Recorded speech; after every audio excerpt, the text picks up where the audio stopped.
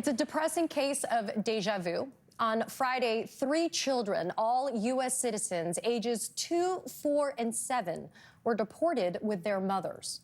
One of the mothers is also pregnant. According to their lawyers, one of the children is suffering from a rare form of metastatic cancer and was deported without medication or consultation with their treating physicians, despite ICE being notified in advance of the child's medical needs. None of them has a criminal record. Now, this should disturb you, but this is not the first time America has deported and imprisoned children in the name of national security. Actor and activist George Takei was 5 years old when he was labeled a, quote, enemy of the United States government and forcibly relocated to an internment camp following Japan's attack on Pearl Harbor. He and his family were imprisoned in 3 different camps over the course of 3 years. And as a complete surprise and one of the greatest honors of my career, I do have George Takei here with me on set. I am incredibly emotional to be able to spend this time with you in so many ways. You honor me with your presence here, George, but in light of the framework of what we're experiencing right now, your personal story is so critical for people to understand. Did you ever think that history was going to repeat itself in such a horrific way? It is happening again, and it is horrible. Our democracy is a great democracy, but it is vitally dependent on the people who make it what it is. When I was a teenager, I asked my father a lot about our internment, and he often quoted to me from the Gettysburg Address, Abraham Lincoln's address, a government of the people, by the people, and for the people. And he said to us, he wanted us to, my brother, 4 years old at the time, my baby sister, 2 years old at the time, to be participants at school, volunteer for projects, join clubs, and do things. And he urged us then, when we got older, to be volunteers in political campaigns. He said, that's what makes our democracy great. It's the people who are fallible. And sometimes presidents are fallible. And Roosevelt got swept up in the war hysteria and the passions of the time. And he did a horrible thing, an undemocratic. We had no due process. There were no charges, no trial. So the soldiers were sent to pick us up. And I saw one of the 2 soldiers that banged on our front door, point his bayonet at our father right in front of us. We were terrified. Henry was with me, my brother. My mother and the baby were back in the bedroom. I was terrified, and my father said, I need 5 minutes more to help my wife. And they said, okay, 5 minutes. And he went back, and the soldier with the bayoneted rifle followed him. Oh, my God.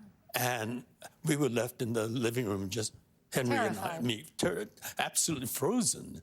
And then my father came out lugging 2 suitcases, and there were boxes under his arms. He gave each of us a box. Our underwears were in that box, tied it with twine. And he said, follow me. We followed him out, and we stood on the driveway waiting for our mother to come out. And when she finally emerged, she had a huge, she had our baby sister in one arm, a huge duffel bag in the other, and tears were streaming down her cheeks. It was the most terrifying moment in my entire life. I still remember that scene vividly. So we always say the cruelty is the point, but I also think the fear is the point. It's the idea to cow us into submission, to cow us into intimidation through intimidation tactics so that we don't resist, so that we don't speak up, so that we don't continue to try to tell the truth about what is happening to the dismantling of our democracy. How important is it for people to understand that even if they're just one man, one woman, one person, in a sea of what they feel is an impossible situation, that they still have agency over their voice to speak up about injustice? Absolutely. My father was the one that insisted that we learn to participate in democracy, which means standing up. And so I was elected student body president in middle school, senior board president in high school. I was active in all the campaigns. Adlai Stevenson for president, way back then.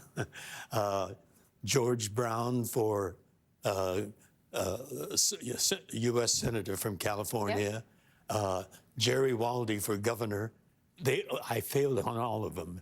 And when finally Councilman Bradley came to me and said, I want you to be the chair of my Asian American committee for for mayor, I would like you to help me. Sure. And I recited to him my political history. Are you sure you want me? I could be the curse on your campaign. I don't think so. I think you would have the golden touch of that. There you go. Mayor Tom Bradley. I'm really glad that you brought up, though, being Asian.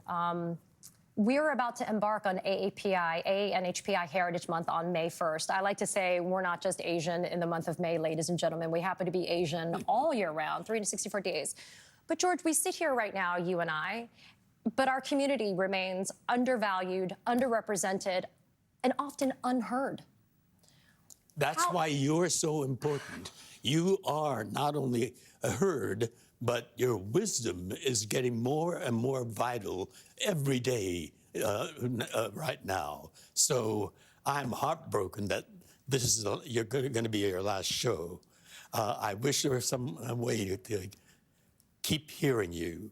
Do find a way to keep your voice audible. I will. I promise that. I will not be silenced. But I want to know, how much more work is there for our community that needs to be done? Because it's not just the AANHPI community. All communities of color are living under a very harsh thumb right now from this administration. And the idea of being unique and being able to be yourself in every capacity, that's not being celebrated, it's being crushed. That's what makes America great. My father, again, said, it's our diversity that's our strength.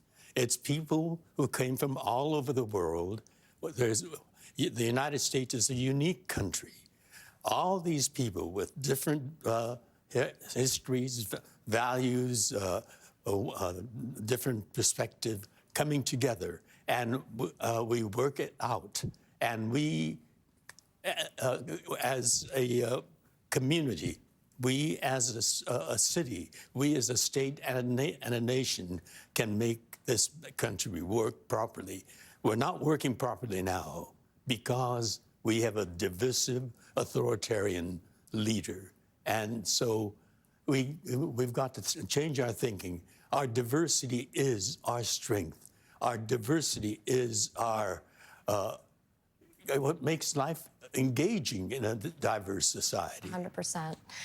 I am going to wish you a happy belated birthday. You celebrated your birthday on Sunday. And George Takei, you are an icon, a trailblazer, and you are another personal hero of mine. I jokingly said, poor Rachel had George Takei come after her. But thank you so much for being here and for honoring me. And thank you for continuing to fight the good fight. I'm so grateful for you. I am honored, and I hope we continue to hear you and see you in some form.